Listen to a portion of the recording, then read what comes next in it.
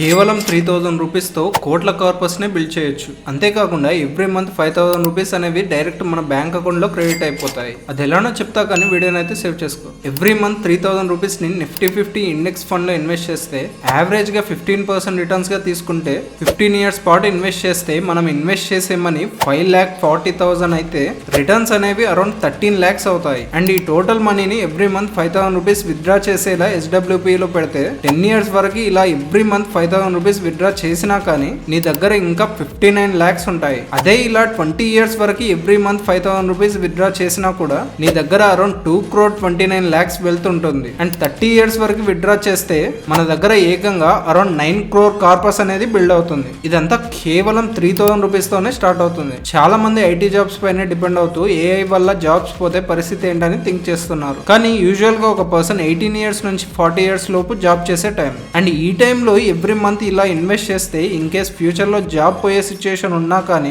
ఎలాంటి టెన్షన్ కూడా ఉండదు. బికాస్ మీ ఎవ్రీ మంత్ ఖర్చుల కోసం మీ ఇన్వెస్ట్మెంట్ ద్వారా మనీ వస్తూనే ఉంటాయి. అండ్ ఈ వెల్త్ అనేది మీ జనరేషన్ అనే కాకుండా మీ నెక్స్ట్ జనరేషన్ అందరికీ వస్తూనే ఉంటుంది. కాబట్టి నీకు వీలైనంత త్వరగా ఇన్వెస్ట్మెంట్ అనేది స్టార్ట్ చేయి. ఇలాంటి ఫినాన్స్ రిలేటెడ్ కంటెంట్ కోసం మన ఛానల్ అయితే ఫాలో చేయడం మర్చిపోకు. Thank you.